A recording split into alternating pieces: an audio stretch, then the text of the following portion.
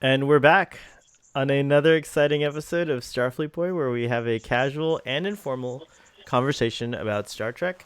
We're still focused on Star Trek The Next Generation. We are on season 6, and today we are on the two-part exciting episode Birthright.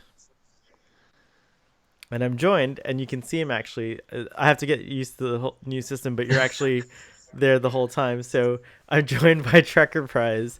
Welcome, Trekker Prize, to Starfleet Boys' new communicate. We had to pull out the holograms. The holograms were not safe, so we got rid of the holograms, Google Hangouts, and now we have a new system that doesn't rely on holograms, so that Control can't take it over. Oh my days, that's a lot of incontinuity and crossover from everywhere. It's true. I went deep. I did a deep cut. It's true. I agree. I'm so, I'm so excited that you're here. We've been trying to record this episode. Well, Sean and I have been trying to record it for 2 weeks in a row. Wow. I think almost 3 weeks actually, if I'm not mistaken. And so I've had lots of technical difficulties, but finally, I got my, as we say here in America, I got my shit together. And They say it in England too, so don't worry. what's that? They say it in England too, don't worry. Oh, that's cool. So Gary, catch the audience up a little bit about what's been going on with you. Like, where have you? Because you haven't been on Starfleet Boy for a while. I haven't been Starfleet boy like ages. I Yeah, think eons ago when I was there last time, we talked about Star Trek Discovery that's at maybe the some last point, time. I Yeah. think. And that was season one. I don't think we ever done season two discussions I with mean, me. other than like on Twitter, like, because I know how you feel. Other than Twitter, I Right, mean, I right. mean, in here, like in a live stream sort of form, I don't think we have done a discussion for a long time. But that's fine. I mean, we both were busy, and I was busy with work. Plus, recently just moved up from Somerset, England, to good old Scotland. Beautiful Scotland to Edinburgh. So we moved in like 2 weeks ago and still sorting out things, and it's been crazy. As you probably know, and whoever watches this and follows me on YouTube as well, then I'm on a hiatus at the moment. So this is like a special treat it for it's a whoever special likes. treat for everyone. It's It's a true. special treat for everyone who likes what I do. So yeah, it's been an interesting couple of months, and I think it's probably gonna last for another couple of months to figure out and settle down properly.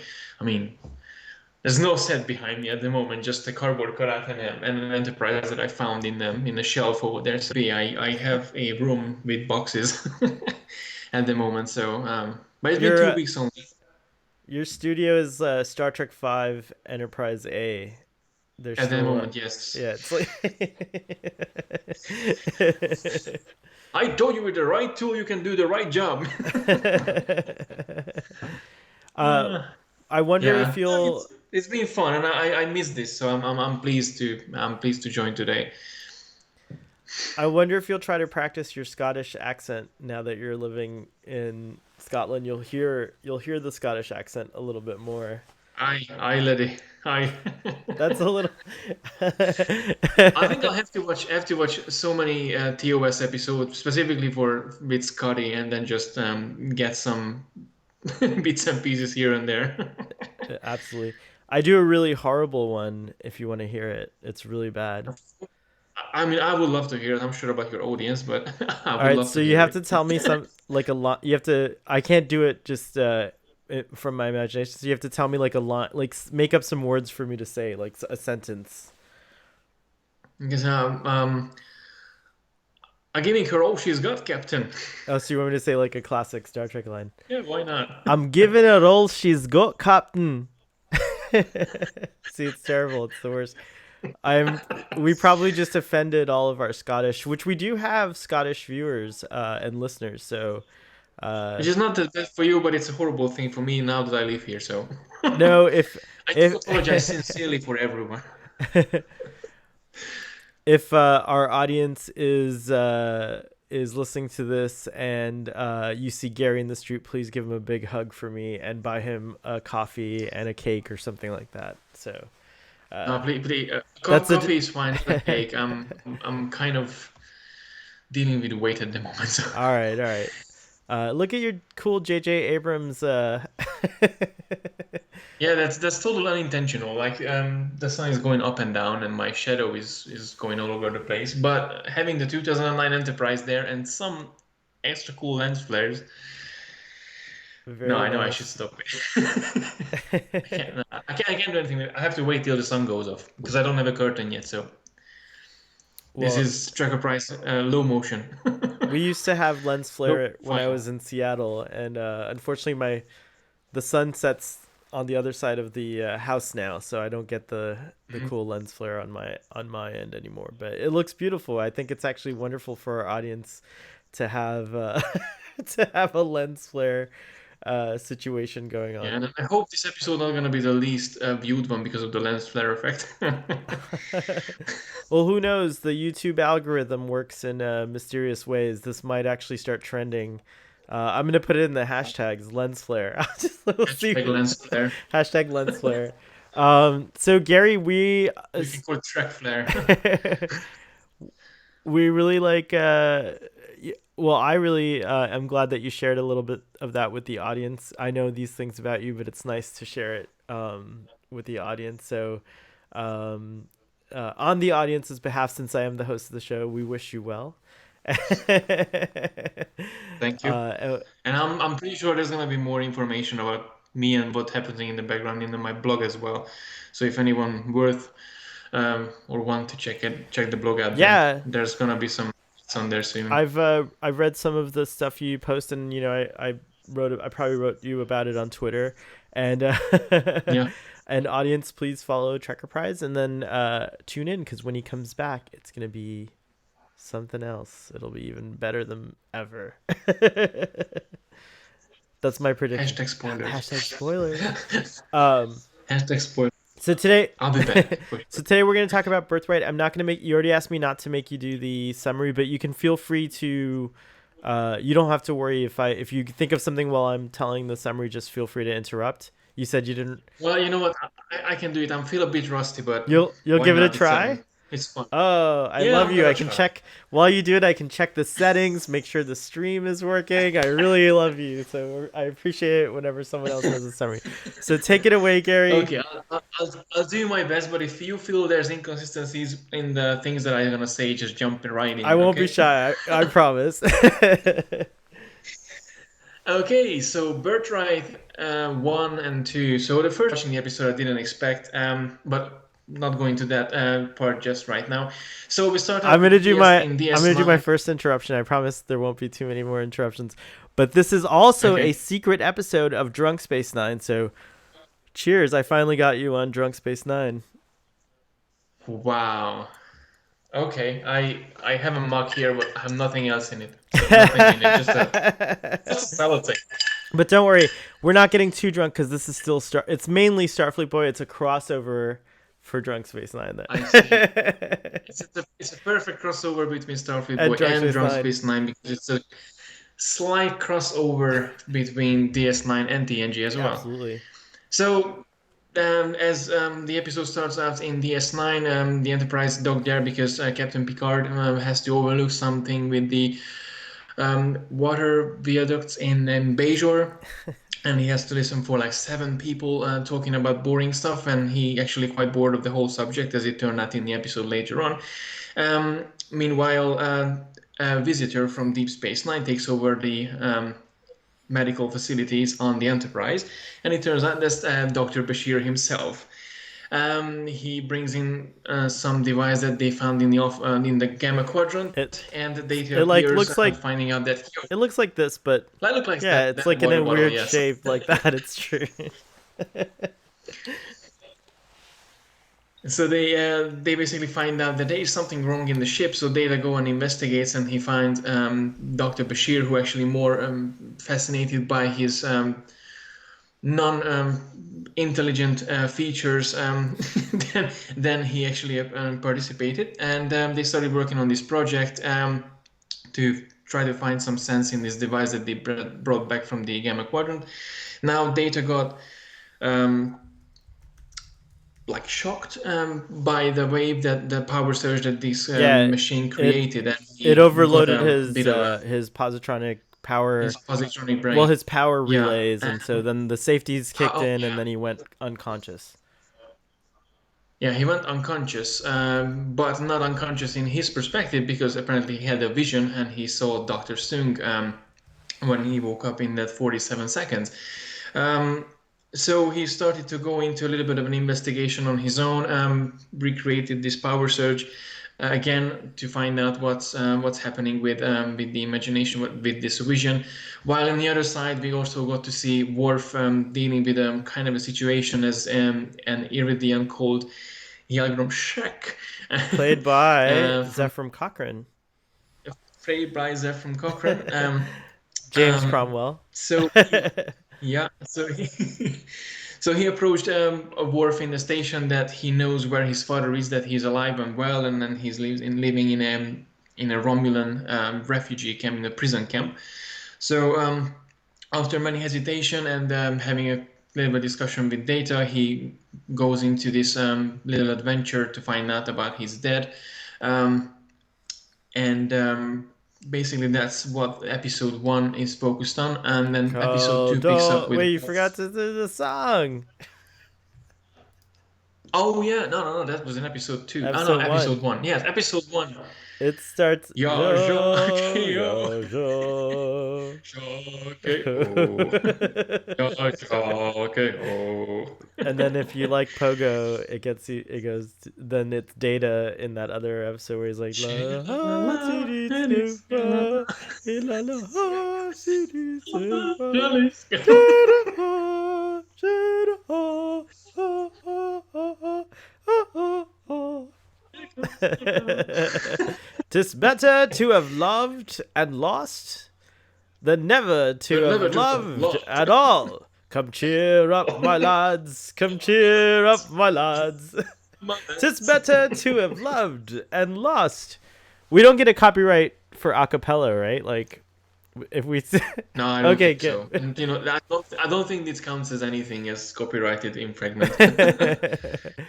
Okay, just making sure because But yeah, so basically episode 1 ends up with Worf getting caught. Data. Oh yeah, and Data having Hmm? dreams and Worf getting caught. So Data have been going back to this dream, and then he actually met his father, and he find out that there's an algorithm that he had on in his system, but obviously because of this accident happened, this actually triggered this algorithm in himself, so he might be able to do more in the future earlier than he's supposed to do. Right. And then Worf, when he reached the refugee camp, he actually found out a dark secret that they actually not refugees anymore. They kind of live in harmonious ways with the Romulans and the Romulans and the Klingons. They live in a harmonious way, and they kept him in hostage. Now the second episode picks up with Worf being captured and him to be explained that hey, the situation here is a bit complex that you think. We basically protecting our family here, we live in harmony here. We actually have Romulan mates, and then also as it turned out later on, they have Romulan Klingon hybrid daughter, the prison manager, the jail manager, and Right. then And her character's name, I what forgot what was it his was, but wife, Topak or Topak? Tupac? Not Tupac. I think it's Topak, but I'm I not think his name entirely should sure. be I think we should say that his name is Tupac for the rest of that episode of Tupac. Starfleet. Just Ah, kidding. Tokath. I think it's Tokath. Tokath. Yeah, Tokath. And we have his daughter called Bael, and then we Bael, have another yes. Klingon in there who called Tog. Um, no, I'm not as good as with names at the moment, but I'm just reading it from the website. No, that's perfect. You did a good job. Yeah, so basically Worf disagrees with her way of life, and then he disagrees with a lot of things in this second part of the episode. That's mainly He's actually like repulsed that she's a half a Romulan, that her yeah, father's a Romulan, he and got really the prejudice sign of him that really it's brings deep. up a It's lot. really crazy. When I was watching it, I realized how sensitive I've gotten to that kind of subject matter because I was like, Yeah. super like shocked when I was a kid. I don't think the world was a little bit different in that, at least where I grew up. This was No, the here norm. as well. I mean, I remember This the was first time norm. I watched it, I did not have any thought about like, I kind of just thought like, hey, maybe he doesn't like Romulans. That's it. But then It's now true. it has a much deeper meaning. Deeper meaning. Like more Yeah, you're getting older, the more you notice these things. I think Star Trek was ahead of its time because I know for a fact that they were intentionally the Worf intentionally was put in this situation to showcase prejudice, and we'll talk about it more. I interrupted Yeah, your, this could go on for an hour, but that was very good that you touched on that in your summary, but we'll definitely talk about that more. yeah. So basically, Worf decides. Well, he kind of got kept there as a refugee, not being able to go anywhere because if he reveals the secret of this camp, then whatever he Topak or Tokath made available, made reached in this with this compound, then that will just get destroyed, and Right. everything go back to the way it was before, and then they will bring a lot of dishonesty with the families, and that's just not something that it should happen. So Dishonor, Worf, dishonor. yeah, dishonor. So Worf being kept there as a prisoner, he was able to go around and stuff, but he started influencing the younger ones But I with mean, of his course, it's Worf. heritage. Yeah, a word of wisdom, He's like a and badass in that scene where he's like shooting the yeah, shooting the the thing. dart, and then Yeah. going out hunting, Oh yeah, that was a great scene too. It's true. and then teaching them how to sing a Klingon warrior song, telling the stories, and it's just a really that was a really nice way to reconnect with himself as well in a sense, And and it awakens something in all the Klingons when he yeah, starts doing all this trouble. yeah, exactly, and the whole situation got to the point when the Romulan jail manager um, Tokath, he actually realized that okay, he will destroy whatever be done here. So we couldn't let that happen, and the situation has to be that he has to be executed. Now, before he got executed, a lot of Klingons showed up. One of the Klingon talk showed up in a Klingon warrior armor, and he stood by Worf, and then all the younger ones stood next to Worf, and then they basically agreed that Tokat's wife told Tokat that, hey, this is our prison. We shouldn't leave it for our kids. And then It was he was that's like, a very touching scene, and it's crazy. It's a very emotional scene. It's a very good scene. I remember. yeah. So it was really, really, as you said, emotional. And And then Tokoth puts his gun down, which is great. He actually he agrees. actually agrees with his wife. And obviously the kids get transported back in a Romulan ship back to Enterprise. And Worf just told Captain Picard that, they were just the survivors of a crashed ship. So there's nothing to investigate there. And obviously, Captain Picard knew there's some. I mean, I could see in his face that he knew that whole truth is not what he just said, but he just acknowledged it. That whatever Yeah, it was you try to cover with another. this, I'm just gonna go with it. That's Yeah, fine. that was another beautiful scene. Great summary, Yeah. Gary. That was I awesome. hope all the settings are right. No, you That totally. gave I us think you gave you nailed enough it. time to. And not only that, you not only did you nail it, but I think we did that in record time. Uh, Really? yeah, it was 19 minutes only from the beginning to now.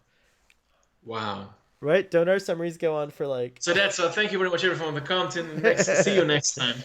I wanna immediately start out with a couple of questions to you. One question is, did you mind that there's no data stuff in episode two? Um, Yes and no. I mean, in the first episode, they kind of covered the whole topic with data. We kind of had this nice episode. It was the first episode more focused on data itself than Worf. Worf was just a kind of a B plot going over, and then data was kind of an A plot situation. And then I think it was nice that at the end of the episode, the Worf plot basically took over, and then we followed up Worf It, in the next episode. We didn't even you're see right. data that much in the It next episode. It is done like that, I think, and it's pretty clever because it's the two-parter is about Worf, but we do get a lot of great information about Data, and we get a fun crossover with Deep Space Nine, and that's a lot of stuff to do.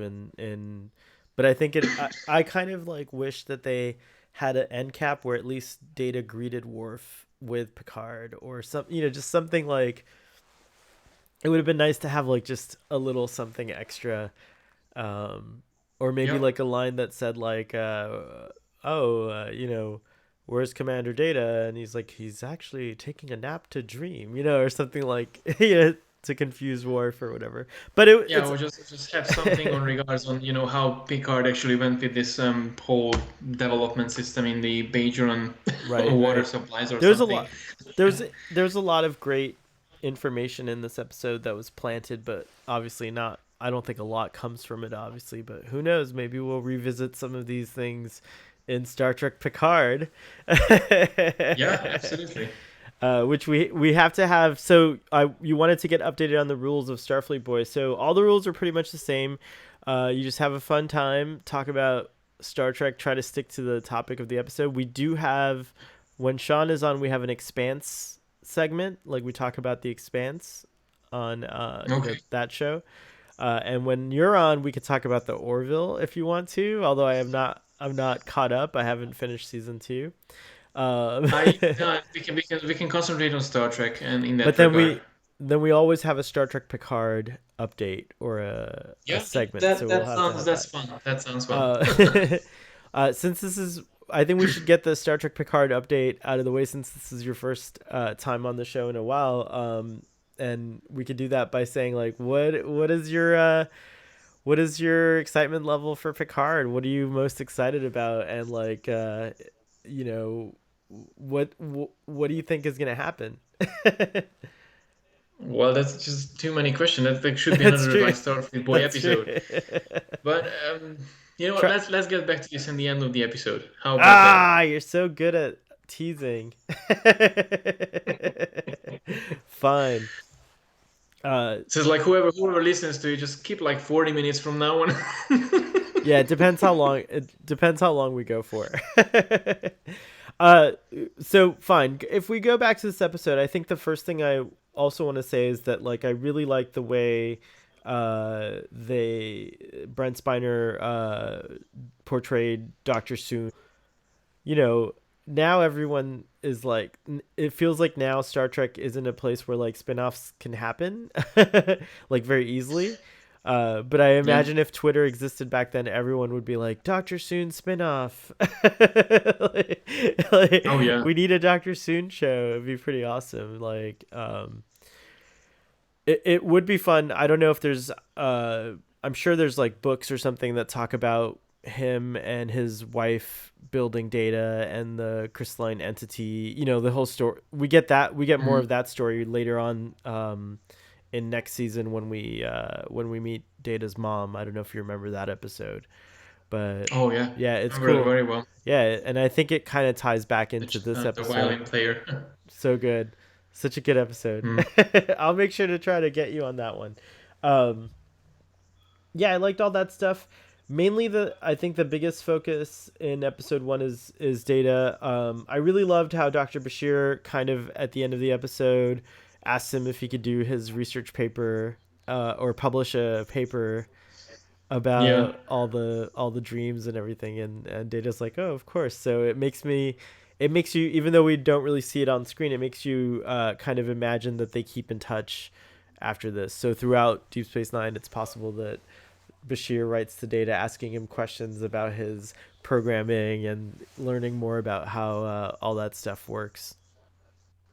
I mean, the whole approach, what I really loved between the two interaction between him and Dr. Bashir, that sometimes we have this in our own life as well, that you know about a specific area of skills, and I know a different sets of skills, and then we look at the same thing and we approach it different ways, and then if an engineer comes up to data, like, let's data said like, oh, how much is my computing speed, how fast I can, calculate or whatever, or what's my storage capacity, and then a doctor comes up like, hey, you can grow your hair, you can breathe, you have a pulse, like that little conversation that they implemented into this episode was just so beautifully human, in a sense that you're not all just like data calculating and fast and strong and whatever, and like you can actually breathe, like what.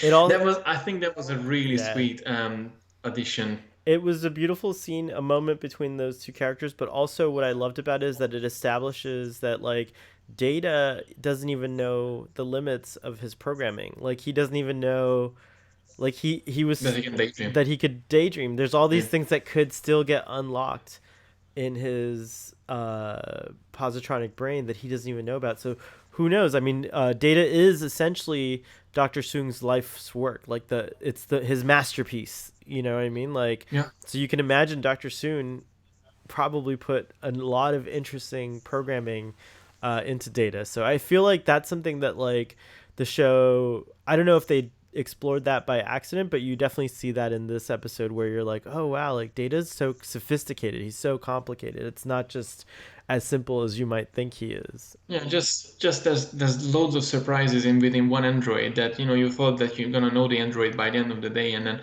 the parameters know what he's capable of, but he doesn't know, and no one knows what Dr. Sung programmed into him.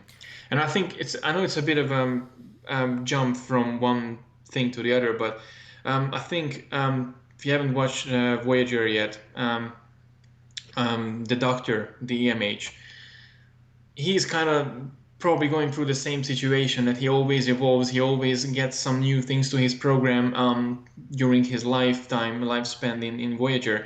And then we got to know quite a few things during the show, that like hologram actually can do that, like really.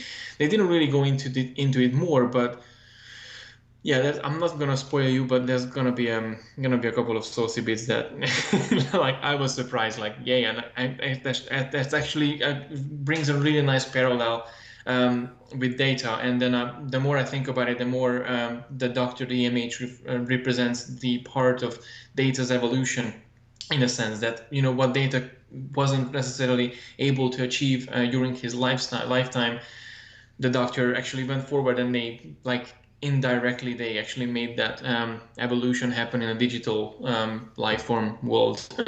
Too well, but I definitely know about the Dr. Zimmerman and the EMH, and I like that kind of stuff. Really interests me because I'm into technology and artificial intelligence, and like I'm definitely following that story or narrative in real life.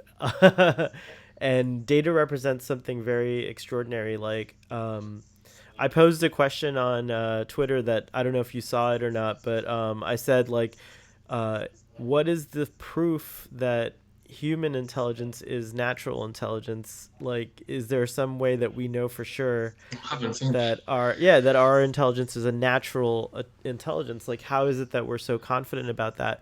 What if we are all artificial intelligent? Like artificial intelligence And we is, just programmed so well that we don't know and we're about it. programmed so well that we don't know about it. And that's like something that like data story taps into, I think, in our imaginations as humans. Like I mean, I think the best answer obviously is that like, well, it's very unlikely that human intelligence is artificial.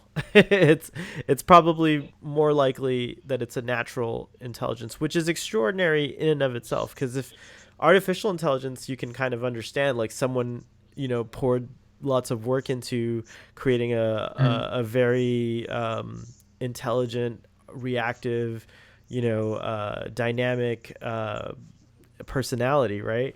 But human intelligence or natural intelligence is extraordinary in a different way because it's spontaneous. It just appeared, or if you believe in other things, it was granted as a gift from God, or whatever.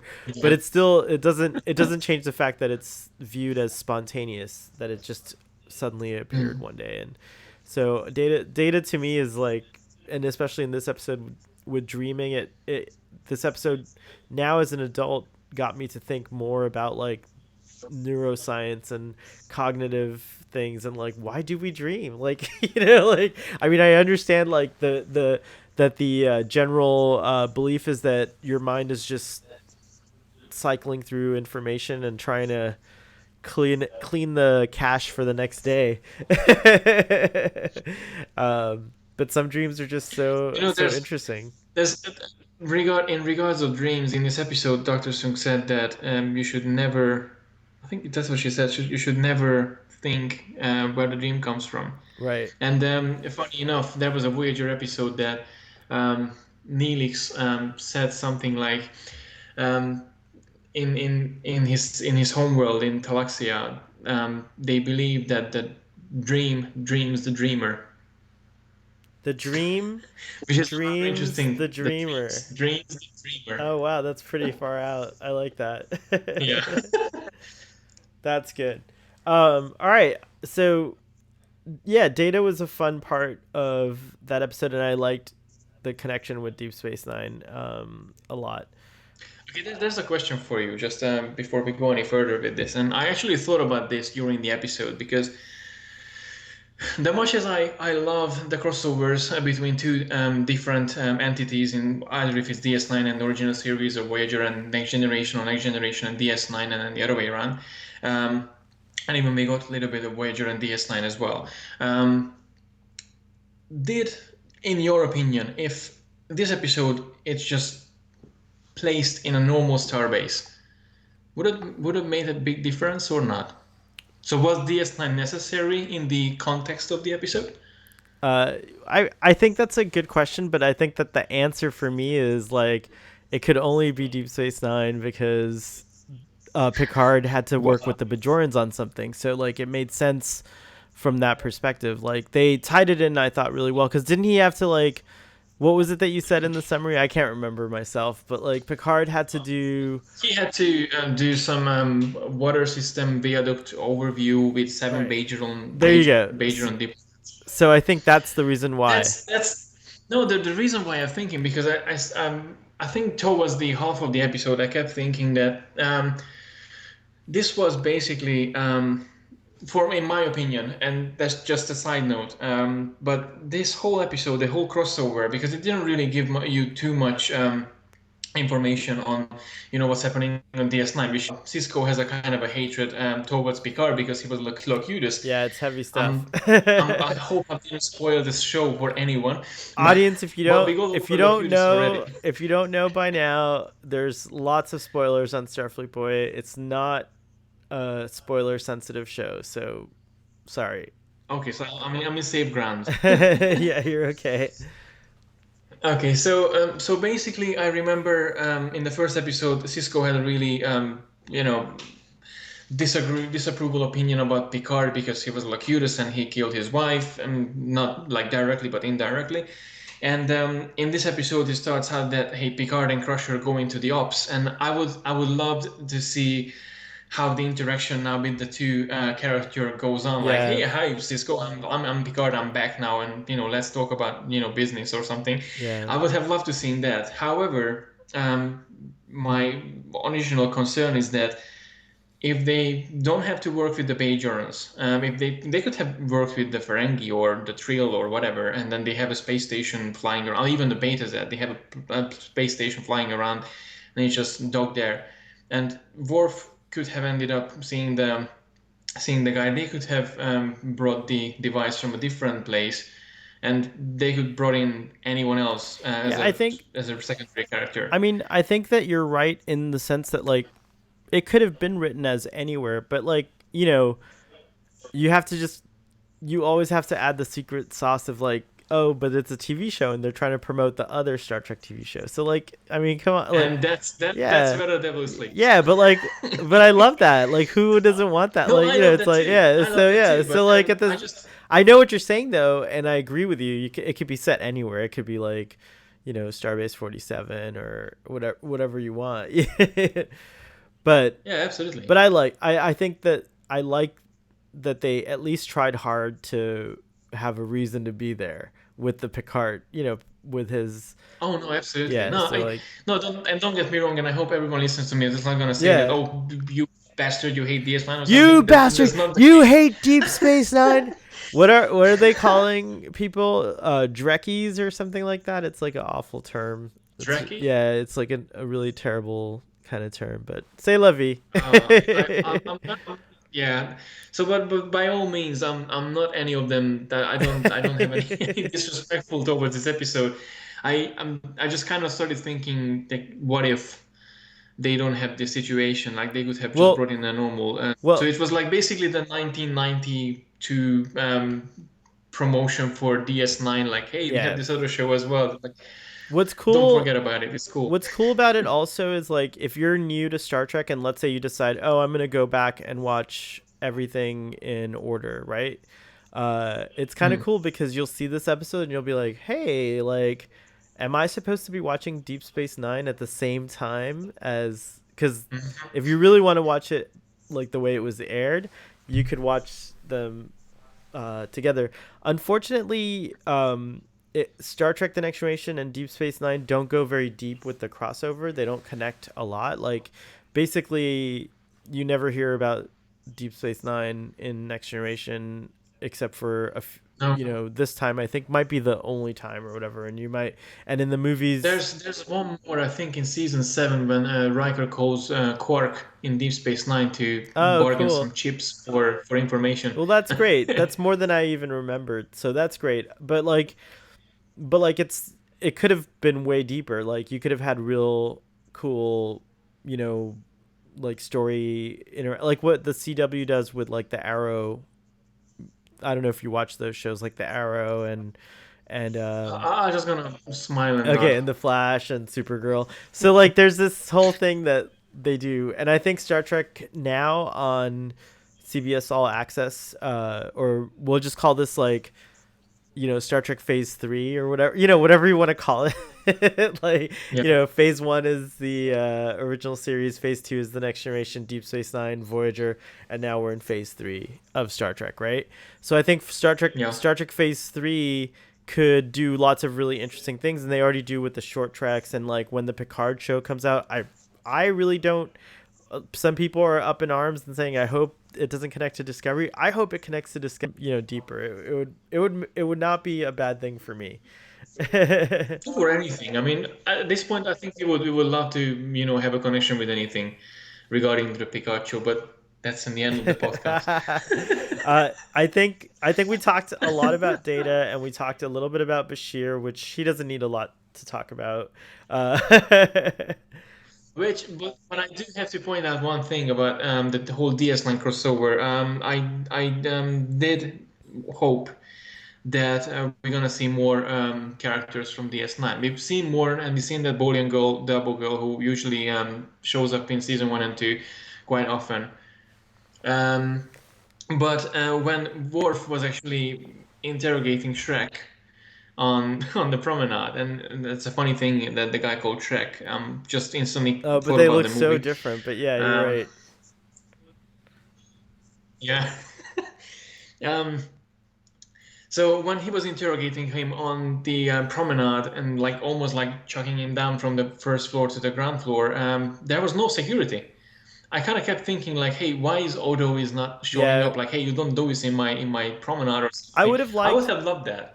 I think that So, that one part was missing from it because a lot of people was looking up to them what like, would have been yo, really great in episode 2 is all the scenes where they cut to the Enterprise where they're looking for Worf for trying to track him down and the whole mystery. It would have been really neat if like maybe Kira or Odo or Dax came aboard the Enterprise to help search because it just would have added another kind of layer. But I think I think it's safe to assume that they just didn't have the budget to bring everything back then was a little different than it is now. I feel like with budgets, like I feel like Star Trek: The yeah. Next Generation looked really good, but it was on a very small budget compared to like Star Trek, has now. But you're absolutely right. That was like an interesting thing that the Odo doesn't show Well, up, during just that a side note interrogation. for this. Also, I'm just reading from Memory Alpha from Oh, cool. the source of everything that Farrell, Jadzia Dax, was to appear in this episode, but she was busy filming for DS9 for Move Along Home. Alan So Moraine. basically, yeah. Alan Moraine. But Count to she four. commented that I cried. She actually said that I cried. I thought I should have fallen off the rock so I could have gone over there instead of Sid disappearing. Because when we were filming Move Along Home, his character disappeared, and I was acting for Oh. the rest of it with Nana and Avery, and we caught up together. So yeah, that I think this answers for all of our Oh, that's so other. sad that's so sad to hear that she wanted to be So on it. basically, he got eliminated from the very beginning in the episode, and it's like, oh, okay, you're free, go into that a lot and just film some TNG. That's awesome. That's really funny. Oh my gosh. So he's credited actually as Siddig El Fadil. He didn't change his name yet to Alexander Siddig. So that's Oh interesting, yeah, yeah. that's true. But I think in season one and season two, he He actually does. appeared as Siddiq Al-Fadil. Right, exactly. Cool. So now the big elephant in the room, let's talk about Worf. Worf, Mr. Worf in the second episode. Well, what did you think about that? I had a lot. It's a tough one because you love Worf so much, but they hint at this is not the first time, but like they hint at like they kind of use Worf as a way to show old fashioned views on things. Like he's very he's so like traditional that he often doesn't stop to look and think about people's feelings. He's just more concerned with like this is the way the world has always been and this is the way it should always be. And so I think he's that character, and we all know humans can be this way. It's not a Klingon thing. Like Robert is another character that I think has lots of biases and prejudices and just has a very small view, kind of a narrow view, I guess you should say, Yeah. of the world. um so I think it wasn't like a surprise. Like it didn't feel like not like Worf, but what was surprising was just my reaction to it. I think like now as opposed to when I first saw dressed up as a Klingon, I was more interested in the Federation. So like when I was little, I was probably just like doing my homework or something while this episode was on, or I was just probably like we didn't have text messaging back then, but I was probably daydreaming a little bit when I Mhm. first watched this episode. But this is the very first time where I got like a little bit triggered, and I was like, "Oh, Worf." There's a post on Twitter about toxic masculinity, Klingons and toxic masculinity, and I have to say that yeah, like they're a great example of what not to act like, especially Worf. If you want to know how not to act, so that you can like be successful with humans, don't act like Worf. Yeah, there's like a bunch of episodes that they usually say that don't watch this if you don't want to get bored, and you should watch this if you don't want to get bad. Yeah, well, yeah. I mean, so like we've come a long way. I mean, like it is kind of like a wonderful thing to see that like when I was a kid, this kind of behavior was just considered normal or acceptable, and people just kind of brushed it off as like, oh, this is like a man thing or whatever, like. Uh, but it's so neat that like the conversation now is more about women can have those same roles and those same kind of feelings, and gender is more fluid than people like to, and so is sexuality is more fluid than people like to admit back then. So I like it that this episode actually like serves to be a commentary still today, because even though the narrative and the conversation and the awareness has shifted, it's still an ongoing issue in our society. But it just makes me realize how ahead of its time Star Trek was in the stories that it was presenting, because like imagine as kids we were exposed to this even if it was passively, and I think it helped us be better people. Like we were like, oh yeah, I'm not like, if I meet a girl and I'm trying to like like relate to her. I'm not going to tell her how to behave or, or whatever, whatever the case Yeah. is. Like, I'm not going to be like, also, I'm not going to be like, what? You're half this and half that? That's disgusting. Like, which Yeah, is, like he's like totally yes, awful. He's like, he shames her very badly. And it's very sad, yeah, actually. that was very eye-opening for me as well. I did not react the same way how I reacted now. But as we talked a little bit kind of off camera, that like maybe we are getting older, and then once you get older and more information in your head, then you kind of realize these things. And But it's, how you're more aware of the world around you, not just like like 5 or 12 years old. Like I was 11, 12 years old when I started watching Star Trek, and I was fascinated by the world and everything. And now seeing it with ahead of 32 years, and then the last past 20 years, getting to know all different things, getting to know different people, getting to know different influences from all over the globe. It's just like why you notice things that you didn't notice before. yeah. And it's not bad still, because you didn't get offended by it back then. I didn't get offended by it now. It's just eye opening that and like that's happening there, like. And Right. It you does, start it thinking makes that the you, same thing happens today as well, yeah. still, like 25 years after or 30 years after, and it's still happening. I, I think that's one of the most shocking experience. I think it's also good to remember that Star Trek does deal with difficult situations. Like, I remember someone saying that, oh, what they love the best about, Star Trek the original series and Star Trek the Next Generation is that, like, it stays away from these tough commentaries about, sex and gender and politics, but it actually doesn't. Like, it never has. Like, It Star Trek, doesn't. yeah, Star It's Trek there. It is, was always there. it's always been Like there. Yeah. when you're a kid, you just watch it and you kind of get it been in the subconscious side of your brain, and then when you grow up, you see all these things, and you're just like, wow, actually, it was there all along. Right. Like, Yeah. and it's not, and nothing changed, but I'm kind of have the knowledge now that I can influence these things, so I can go ahead and do a little bit more, not like being patriotic and go out and like do crazy stuff, but you will have a deeper understanding about the things what's happening right now. When you watched it as a kid, it's just beautiful. Very good. So, so we both agree that War on himself. I think the turn point. There was an interesting conversation between him and I forgot the name of the Klingon, the one of the older Klingon who played by Richard Hurd, aka Admiral Paris, from Voyager. So they had an interesting conversation, and then Worf was asking him like, "What do you know about my father?" And then he went there, as he knows that, oh, I'm all Klingon, and like even though I'm a Starfleet officer, I'm a Klingon, and I just I want to know what's the truth about my father. And then the Klingon said to him that, "What would you do?" I mean, asked him that, "What would you do if your father would be here and alive?" And Worf said, very surprisingly, that I would be really glad to see him, and I would probably give him a hug or something like that. And the other Klingon said that, what, if my son would be here, I wish he would kill me. And I think that was as an eye-opening scene for Worf as well, because from that point he started acting like a Klingon.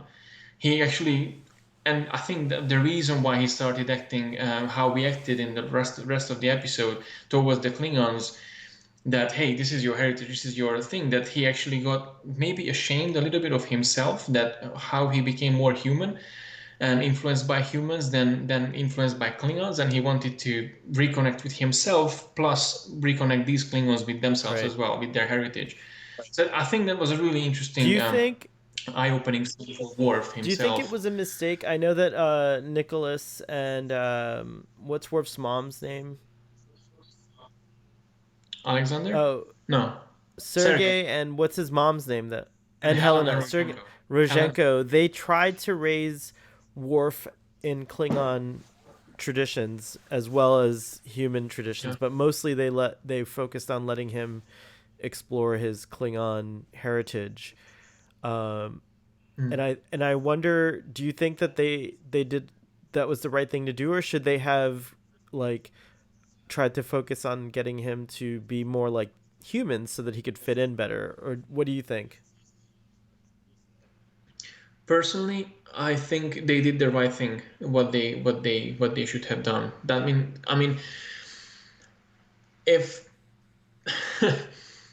if we were to adopt a kid from anywhere in the globe, and we would decide to raise him or her, and then even though we were coming from both two different cultures, and our daughter or son would be from coming from a different culture, I would still try to, not to force him or her, but to have a general understanding that, hey, you're coming from this culture, and then just get a general understanding and get him interested. Maybe he's getting interested, maybe he's not getting interested. And I think they did the same thing with Worf, and I think it's not a bad thing to help them to rediscover his heritage from a different side. I mean, I would definitely do the same thing if we were would be able to, but maybe if we were adopt a kid from a different culture, Very, very just to different from.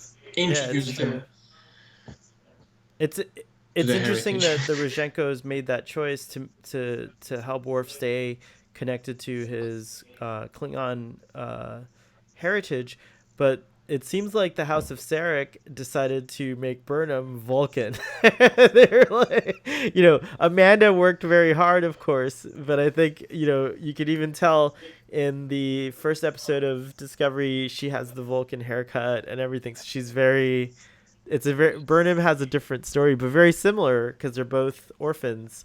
Yeah. So However, in that case, Amanda is a Earth woman, it's true. so I think they have a really interesting balance. And I Plus, think Burnham wanted to Burnham, be, Michael not yeah, having. Michael wanted to get, yeah, Yeah, plus Michael didn't really have anyone as a brother or something, but she got Spock, and then they started. He actually, I'm pretty sure she started, um, you know, make ways to actually get accepted more towards Spock. So I think that was a special treatment yeah, over it's very there. interesting.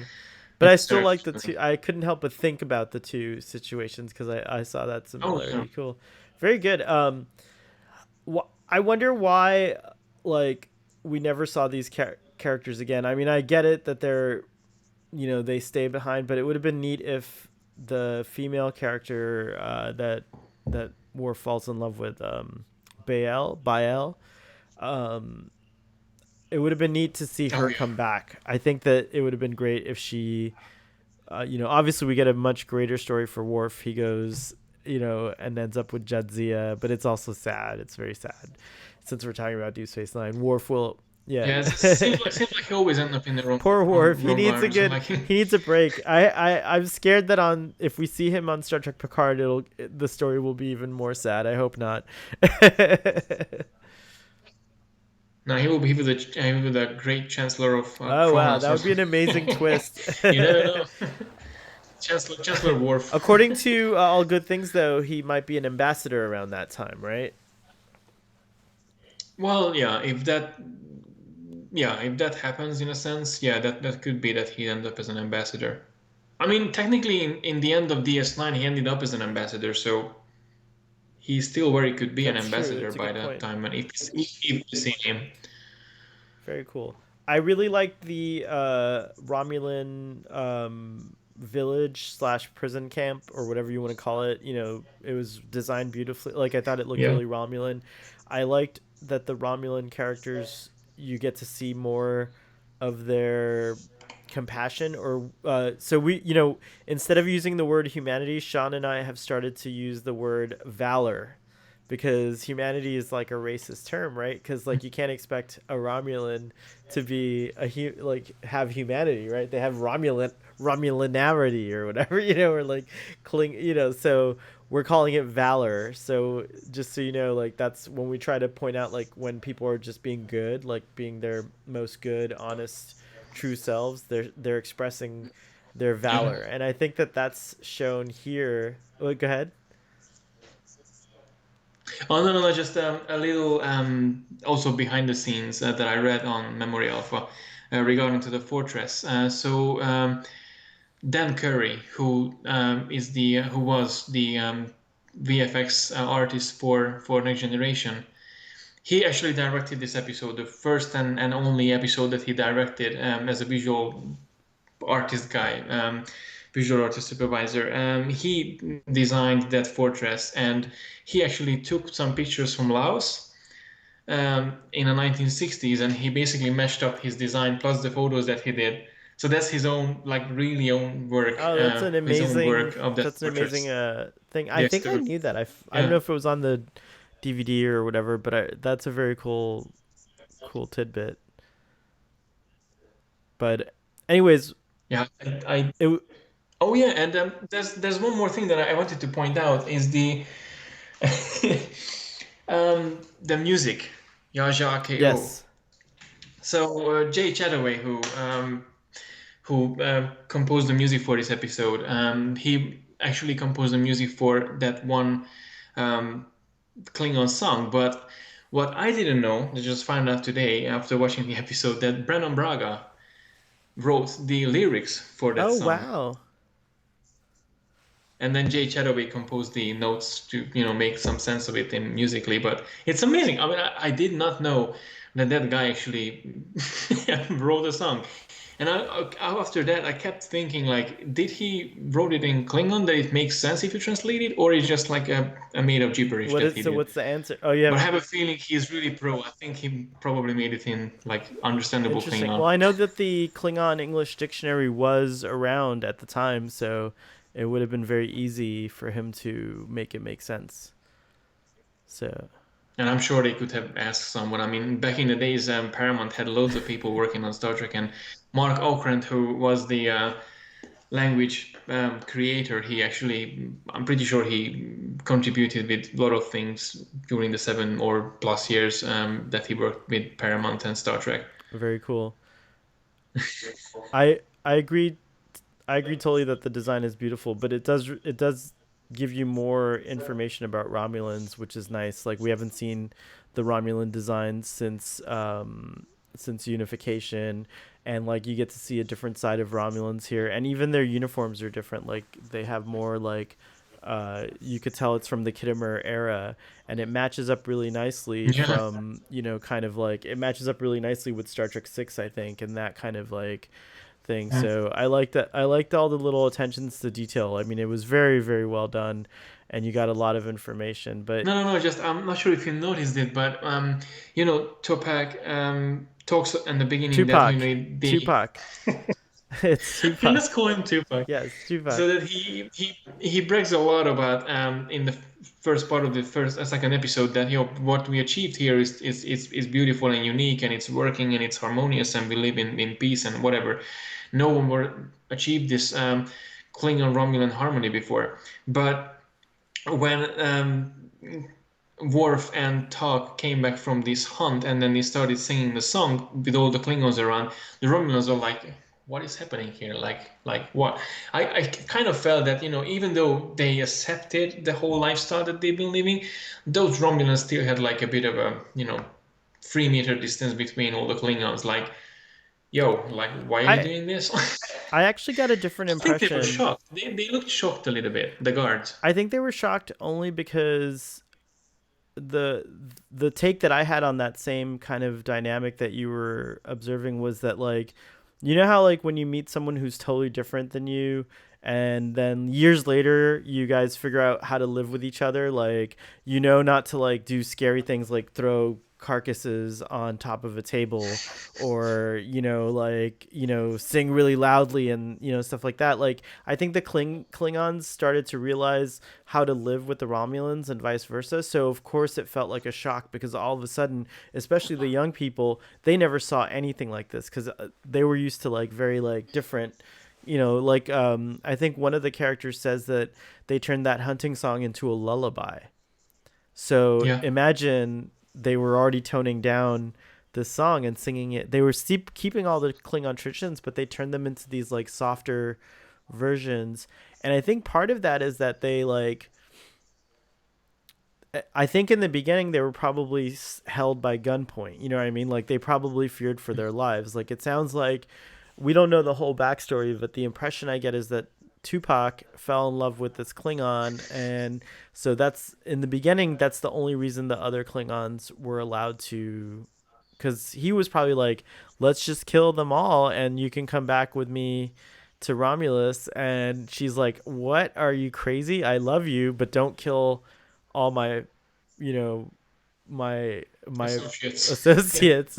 So he's like, "Okay, well, we can all live on this prison planet." And the Romulan government said I could do whatever I want because I killed millions of the enemy during the war, and so I'm a hero. And so, like, who knows what the story is that got them to where Yeah. they are now? But I think at that point, in that moment, they were just I think that the Klingons and the Romulans had real love for each other, because you also see like the young character. What was his name again?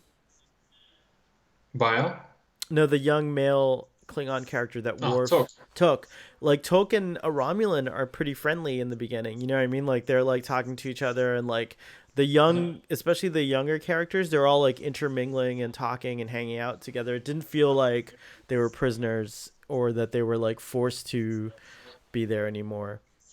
But the Mm. sad thing is like you talked about in the summary, is like they didn't know that there was the young Klingons thought that the war was still going on, so they thought that their parents escaped the war and came here to hide from the war. But the truth is something completely different, and that's what Worf enlightens. He's like, the war's been over for a long, long time. Ah, yes. Like, Yeah, exactly. yeah. So it's kind of a crazy thing. But I think the one thing that I again I think it was a really interesting um reveal that Bile said to work, like, you know what, before you showed up, we didn't know what we were missing from our life, Yeah, that was a and that now was a that you've great been scene. here, now we knew, and this is just bad and beautiful at the same time. And then that's very true. In if you think about just like ourselves as human beings, like our life is like, until a point that you don't get to experience something that you never have thought of, then you will never miss it from your life. But then once you have it, like, and if someone takes it away, like, whoa, like, like, Yeah, why yeah, it's why am I true. living in this page when I can be more happier living doing that? it's So it's it's like there's a it's very interesting. famous, it's that famous expression, ignorance is bliss. Like when you don't know anything, you don't know, but once you start learning, I actually think that knowledge is bliss. Like I actually love knowing the world and knowing different people and knowing different perspectives and things like that. So I wouldn't trade it, but it is hard like that when you really start to like find out the truth about how life works and how things are, and as you grow older. But especially I think in this situation and in particular, it does apply 100% to the first time you fall in love with someone, because you're like, I never knew this. Like, like what it, it's so true. Tell me about. No, it's exactly the same. You know what? Ever since I got together with my wife and we got married, and we've been through a lot of crazy things ever since. But she inspired me so much, and she indirectly, but she pushed me to do things that I never imagined that I'm able to do. And it's just fantastic to have this feeling that you achieved something that you never imagined that you will be able to do. Or like, oh, I was never imagined that I'm going to going to give everything up and then come here to Scotland and find a new place. And here we are, and that's because she showed me a way that, hey, it will be better, just trust me. And then here we are, and I enjoyed so much. Cheers to that. It's just Cheers. Cheers to Mrs. Trekker and as Price. you said, first time you fall in love, and yeah, I it's just wonderful. Oh, that's so cool that we. That's a good way to tie it in, and I think that's a good way to close out this episode. Is that at the end of the day, well, we've. It's so much fun to talk about Picard, right? Yeah, it's true.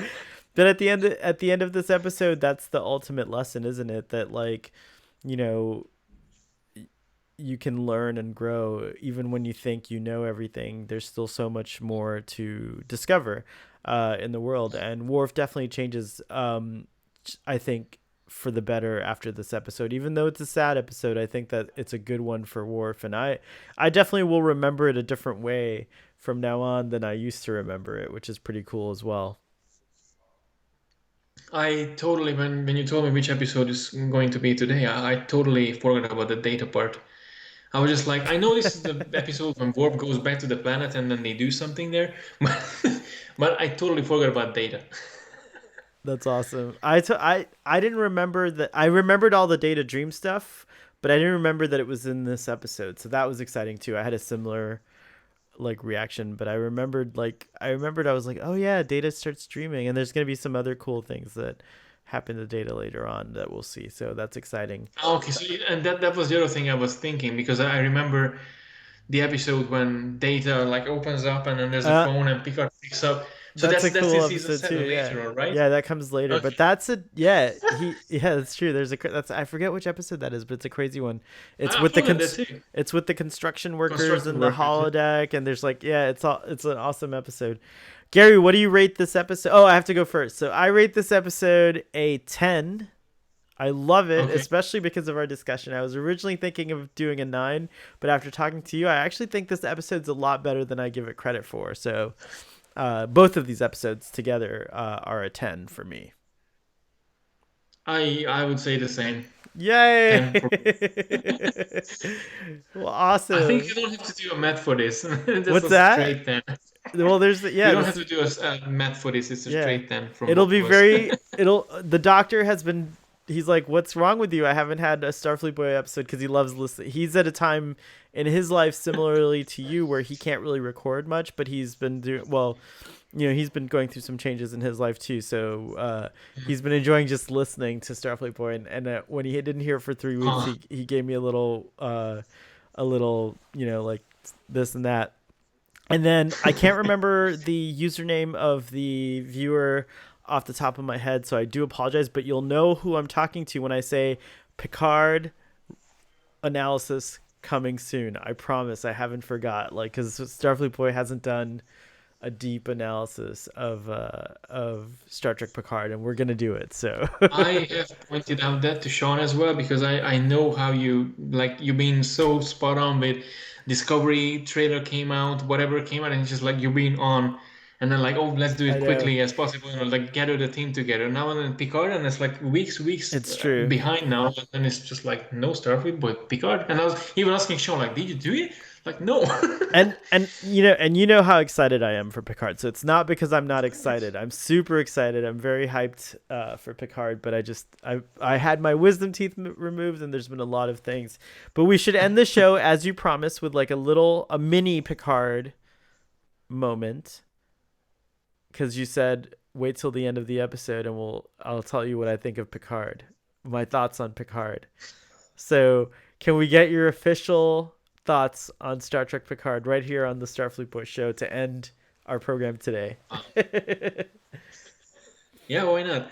So yeah, as I promised I will share my opinions about that. No, I'm super excited. I mean, actually, I know it's unfair to say, but ever since the trailer came out, I'm like just blanked out everything else that's happening with Star Trek. Is like Star Trek Picard, the only one thing that's happening, Oh my gosh. which is sad, and I know I feel bad about that because there's low decks coming out, then some easy really cool stuff Yep. happening on their side too. Plus, Star Trek Discovery started filming recently, and then we got some shots from that too. So it's like a lot of things to be happy about, and Star Trek universe, and then whoever comes back, and Picard probably gonna be like multiple seasons, and some other shows that we still in development and we gonna know about later on, like the Nickelodeon Trek series, plus.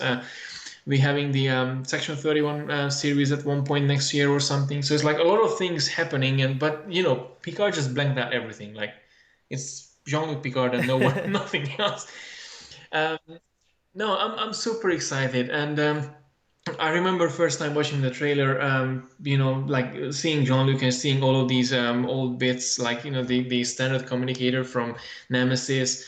He's talking about how he became a different person and he misses what he used to have, and he doesn't find his home in Earth, even though he's doing the family business what his father did, and I was a bit I wasn't that much surprised that the Borg is back because obviously that was his big problem in a couple of times, and obviously being Locutus that that won't never give him an untied history from the I Borg, wish. What's the band name but that with Armin Shimmerman and the guys from DS9 and the what are the they Rat called? Pack.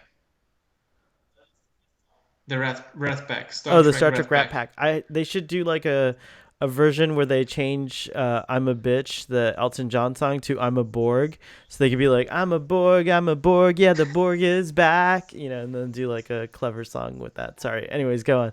Yeah. No, and the whole setup that's seeing Picard in this new undiscovered world for ourselves, it was just really energizing, and seeing the android, who probably a lot of people said that it's either lore or B4. I would imagine that's B4, not lore, but I'm gonna go into theorizing, because that's I want to leave this for the actual show, to explain who is I have a that in the friend in that who cast doesn't in that even cabinet. watch trailers because they don't want to know anything when they like a show. I'm really close to Yeah. that too, actually, because it takes away the excitement. I mean, it excites you and everyone talks about it, but it's really hard to not get spoiled by the internet. I mean, you go into Twitter and then people posting about things, and even if you I don't know want you to, haven't. you I know won't you've see had it. some problems with So that. I'm not biased. So I was really excited to see that. Obviously, the one of the most incredible surprise for me to see Yes, Jerry Ryan. Like, I was not that was the cool expecting Jerry moment. Ryan to be in a show about Captain Picard. Like, I'm like, oh, what's happening there? And she's gorgeous. She looks exactly like she looked before. Obviously, a bit more mature, longer hair, like lay down hair with a clever, much comfortable costume. And then we're gonna have Hugh back, and then in the very end, that we got to see Data. Like, And oh my days, like, really? And I, and we I know that kept Riker and watching Troy are going the to be trailer back like two, somehow three too. times And we after know that that. Riker and Troy are going to be back too. So that means Jonathan Frakes and Marina Sirtis will be Yeah. back too. So I do have a feeling that we might gonna see the Titan that Troy and Riker originally went into after Nemesis. So we might get Captain Riker, but I think there was a comment that Patrick Stewart said about his not wearing a uniform, that he actually gonna wear a uniform in the show for a flashback. So we might gonna see something that he's alongside with the Enterprise crew, or with Riker and Troy. Just throwing out ideas from my head, but I think for a long time, regardless and respecting, I mean, honestly, with the most respect for Star Trek Discovery, I started to love it by the end of second season, and the first season is still like some question marks here and there, but it's getting to a really good direction. Obviously, the Calvin movies are fantastic, and they helped the whole Trek franchise to start coming back in a way. And then Discovery was a big indicator as well. But but I think this just gonna be something that once in a lifetime. Like, we never gonna get another TNG focused or themed TV show. Like this is Yeah, it's just going to be pretty crazy, and crazy. You're absolutely right. it's I'm really hope that by the time then Picard comes out, I will be back fully in charge with the I channel, think and you I have plenty. can I can I think you express have plenty my of time. It'll thoughts in be a early regular to basis. 2020. So by then, we're also maybe if Yeah, it's and I, March, we'll be done with our Starfleet Boy discussions also. So who knows? Who knows what? So all right, that was good. I just want to finish off by saying thank you for sharing your Picard ideas because they align pretty much with mine. So I feel pretty good about that. I wanted to also add when you were talking, I realized, oh, that's a perfect tie in to talk about for this episode. We get a little bit more about Romulans. In Picard, it looks like we're going to find out a lot more about Romulans. I mean, several of the characters are Romulans, so it's going to be a very interesting yeah, thing to see. So I'm excited about that as well. yeah, So yeah, and then just having the whole connection between the Calvin movies and then the Picard show, that regarding to that event of the Hobos supernova, and then that affects the Picard show as well. So that's a really good way to have the Romulans coming back, and maybe they're gonna be different. They're not gonna be foes. They're gonna be I think friends now, so. I have a probably, feeling. because they are in distress, and maybe the Federation, like, we're sorry what happened with you, but you're always welcome here. So, like, put aside the differences, and maybe they will have a different view on the Federation itself. So I'm really excited to find To out more me, about that too. to me, if It's that's the just story, it fits perfectly with what's happening on Earth right now. We have You could call the environmental crisis the Hobus supernova, and where it's being impacted the worst, Oh, those people are eventually going to have to leave where they are and go to safer places. So, and that could be United States. Like we might have to go up to the refugee crisis of the future might be that everyone in the south needs to go north up to the Nordic countries like Canada and like down south, to the tip of South America. And so, who knows, depending on how yeah. bad climate change is, like what kinds of changes, humans have always migrated to find a certain kind of climate. And this is the first time in, you know, we've had a very long period of stable climate, and now we have a very unstable climate because of human intervention. So I hope, well, we'll see what happens, but I think that the Hobus supernova represents this, and the Romulans and the Federation have a refugee crisis, much like what we're seeing now, not just from environmental reasons, but also other reasons. Maybe the Klingons went crazy and started, going into Romulan space and like hunting. Who knows? Who it could be so many things.